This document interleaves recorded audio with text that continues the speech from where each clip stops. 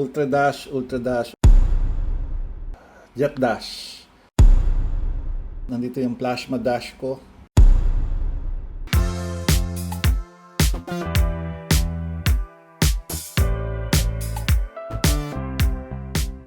Ito yung catalog o listahan ng official Tamiya Motors. For today's video, mag-focus muna tayo sa single shaft motors. Pinapakita lahat dito starting from Tune Series to Dash Series. Pero kung makikita nyo dito sa bandang huli, meron dalawang motors na may note na not for use in official Tamiya races in Japan. Alamin natin kung bakit. Pero bago yan, shoutout muna dun sa mga nag-comment nung nakaraan about this content. Salamat sa inyo and hopefully masagot ko ang questions ninyo. Actually, simple lang naman ang dahilan na sasabihin ko sa inyo mamaya at malalaman nyo rin pagkatapos nyo mapanood ang video na ito. Aside sa Ultra Dash at Plasma Dash, meron pa isa na wala sa catalog. At ito ay ang Jet Dash. Tignan muna natin ang specs ng each motor para mabigyan ng proper context. Yung Jet Dash, ang item number niya is 15159 at ang RPM niya out of the box or out of the package is 28,000. At ang RPM naman niya with load, meaning yung nakalagay siya sa motor bay ng isang chassis natin ay 23,000. At ang torque niya is 22 grams per centimeter. Power consumption niya is 4,000 milliamps. At anong manufacturer naman niya is Mabuchi Motors na nakipag-collaborate kay Johnson Motors. Ang next naman natin ay ang Ultra Dash. Ang Ultra Dash with item number 15140 ay nagkakaroon ng RPM na 29,000 out of the box.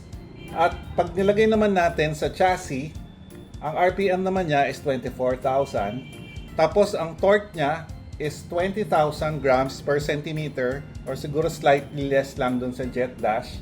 Pero pareho sila ng power consumption na 4,000 milliamperes. And then ang manufacturer naman niya is Mabuchi Motors.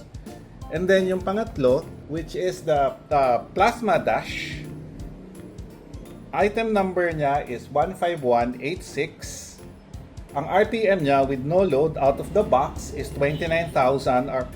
And then ang RPM naman niya with load, pag nakalagay na sa chassis, is 25,000. Ang torque naman niya is 25 grams per centimeter. Tapos, ang power consumption naman niya is 4,200 milliamps. And then, ang manufacturer naman niya is SGM. Lahat ng motors na ito ay gumagamit ng carbon brushes instead of the usual bronze brushes na nasa loob ng lower rated motors, katulad nitong mga stock motor natin. At itong Plasma Dash nga pala, user replaceable ang brush sa loob using the Plasma Dash brush holder set item number 94387. Meron nag-comment na available daw ito sa The Brickyard. Ia-add ko ito sa shopping list pag nakavisit na ako dun sa shop nila. Balikan natin yung isang spec na palagay ko binibigyan ng importance ng racing enthusiast ngayon, unlike before no active pa ako sa racing, at yon ang RPM. Ano nga ba ang RPM? Ito ang revolutions per minute. At sinusukat nito ang bilis ng pag-ikot or number of rotations made in 1 minute. Therefore, higher RPM means higher speed. So far, ang tanong nyo siguro, wala namang problema kung mabilis, di ba?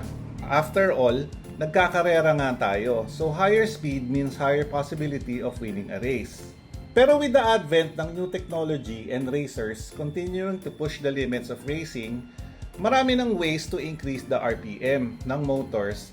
At ang most common ngayon ay ang different motor break-in devices tulad nito at nito.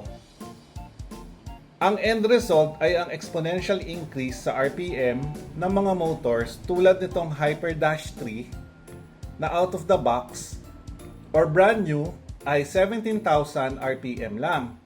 Pero pagtapos dumaan sa modern motor break-in method ay umaabot na sa between 30,000 to 33,000 RPM. Isa pa example, itong Sprint Dash na out of the box or galing sa packaging ay 20,700 lang ang RPM, Pero pagkatapos ng break-in, umaabot na sa 37,000 to 38,000 RPM. With these numbers, imagine nyo na lang kung ano pa ang RPM ng Ultra Dash, Jet Dash at Plasma Dash kung i-break-in sila using the modern machines. Using our examples earlier for Hyper Dash 3 and Sprint Dash, ang average increase sa RPM ay 87.5%. So kapag in-apply natin ito sa Plasma Dash, maaring umabot ng 54,000 to 55,000 range ang RPM. Pero disclaimer, this is just a wild guess. Yung mga nakapag-break-in na sa inyo ng motors na ito, pa-share naman ng highest rating ninyo. The way na yung modern racetracks are designed and built, masyado raw silang overpowered according to the Japanese. Kaya they deem it prudent na alisin sila sa official list ng allowable motors. On a side note naman, merong isang race category na allowed gumamit ng Ultra Dash motor. At ito yung Ultra Jeepney na sanctioned by the Brickyard tuwing may Philippine Cup legs. Pa-comment ulit naman down below kung meron pa kayong alam na racing center or ibang category na allowed ang motors higher than Sprint Dash, which is right now ang ginagamit mostly ng mga BMAX, Speed, or Open Class racers. So as I told you earlier, simple lang naman pala ang dahilan kung bakit sila banned in air quotes. Sa palagay nyo, dapat ba gamitin ang mga motors na ito? Or dapat ba magkaroon ng another category na pwede silang gamitin? Parang throwback ba noong 1990s? Don't forget to like this video and pasabay na rin ng subscribe. And once again, thank you very much and see you on the next one.